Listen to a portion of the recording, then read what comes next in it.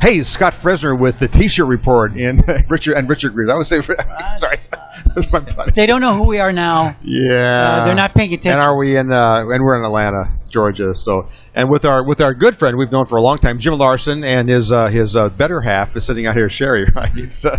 She's the camera shy, the floor director. So anyway, she's got the mute switch in case we go into top secret territory. And it is Shurloc, and I never. That's it's right. one of those names. Whenever I write that down, I have to go. Is it SUSH? SU? So what is it? It's SHURLOC.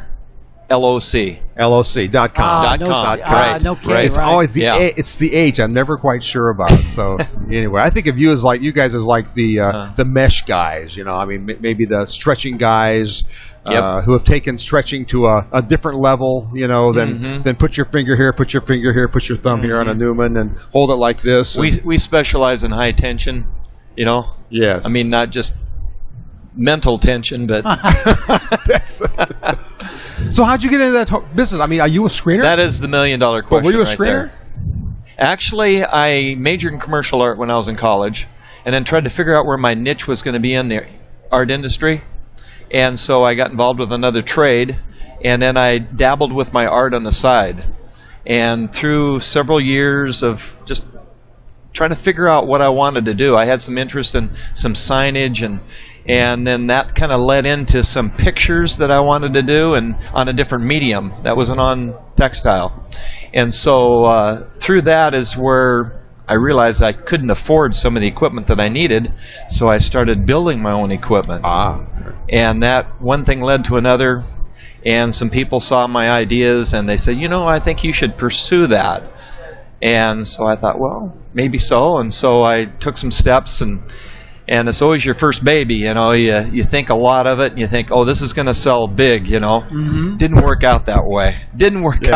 Screen printing equipment, though, right? Right. I went straight into 4-color process. I didn't mess around. Ooh. Yeah.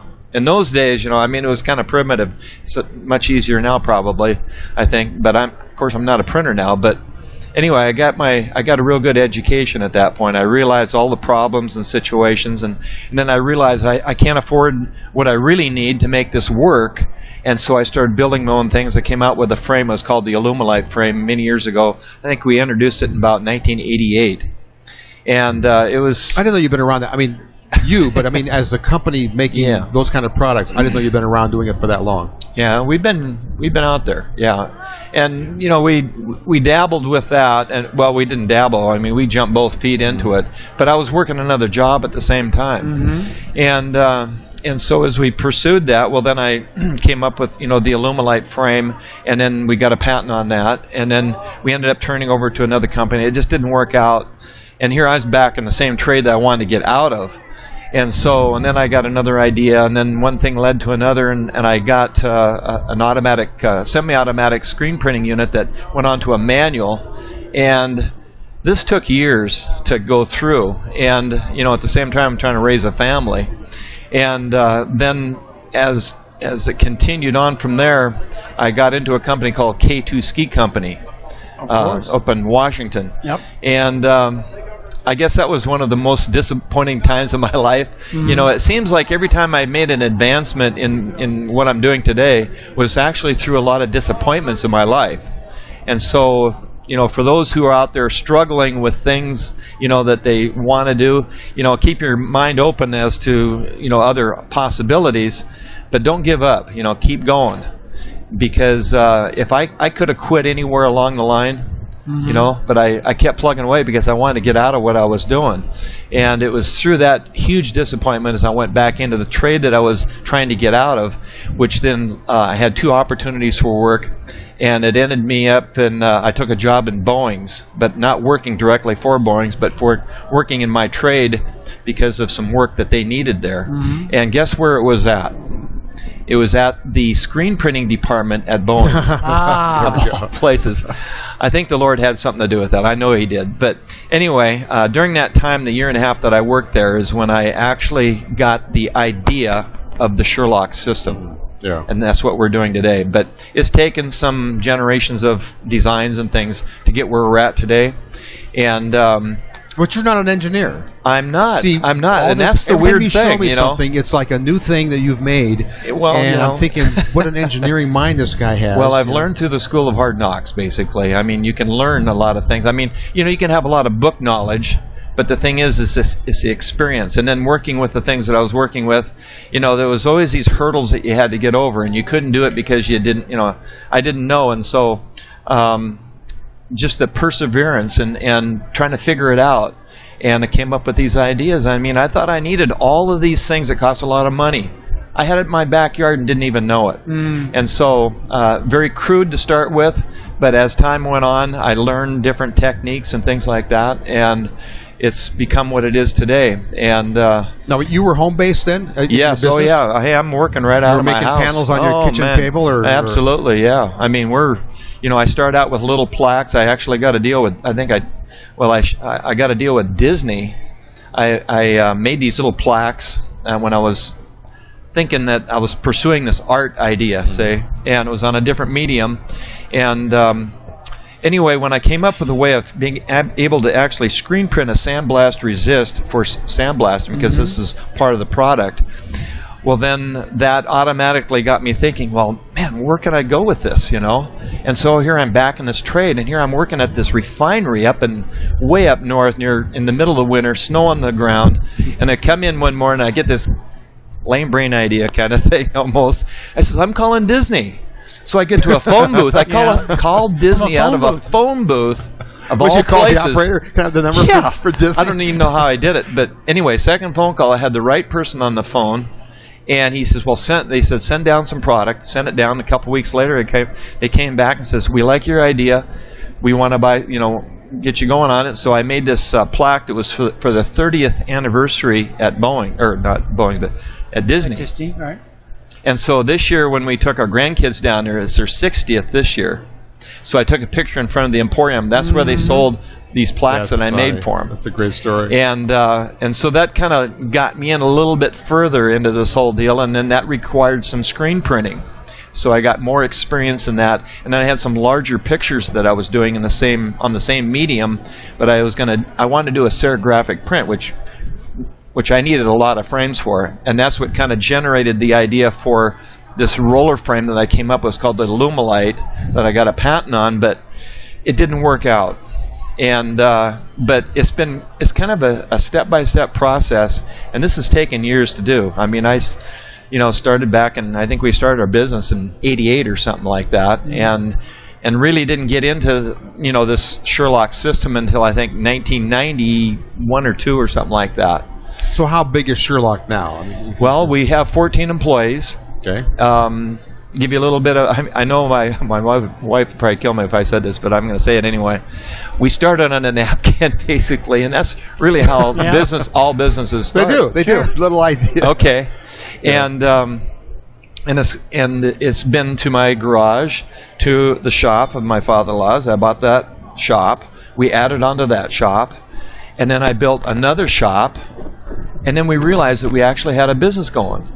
You wake up one day, don't you? And you go, wow. You really do, because I mean, it's a long ways from that napkin to the marketplace. Yeah. And but we had some companies that got on board with us, and we did it through these trade shows. That's how we've done it, and it's been word of mouth.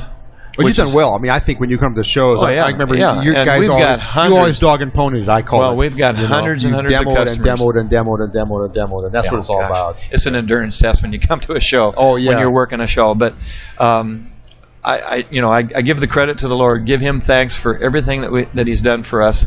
He's given us this product. We got a huge responsibility to be able to represent that in the best way that we can, and it's graduated from what we currently have now. And I just want to give you guys a little bit of a teaser, because this January we're going to come out with another version of our Shurloc system, which is going to save people literally thousands and thousands of dollars. And you got to come to the show to see it. And that's all you're going to say. Absolutely. Right? Yeah. I'm sorry. That's all I can say at this point. You're going to bring it out of ISS? I tell you, when I say things like this, I'm really committed now to it. I've been working on this project for 5 years. It's taken that long. But they're going to see it at ISS? They're going to see it at the ISS show in Long Beach, California. Right. And it's going to be a big deal. And it's a big deal for us because we've worked on it so hard and for so long, and we feel that it's going to meet most all of the needs that have been issues with, the frames and fabrics and stuff, breakage and all this labor that you got to put into it. And I think this product's going to meet a lot of those things that people have an issue with. And so you got to come to the show. If you don't hear it or see it at the show, or if you don't come, call your buddy because he's going to be wanting to tell you about it. Yeah. See, now maybe I'm wrong, and you might disagree with that. I think you guys were a game changer. My own opinion is because I think that the Newman method of putting in the fabric and the locking strip, and I always struggled with that. And the minute I saw your stuff, I'm going, well, heck. That's easier, but with just my take on it, you were like the Newman disciple, so you were. Yeah, but I was a second generation stretch devices person, and there were never any panels, and I have a joy for the complicated, a love of the complicated. And, there we go. Okay. But I had to teach an awful lot of people how to stretch Newman roller frames. Yeah. So that they'd understand the principle. And the idea that you've taken all that out of it.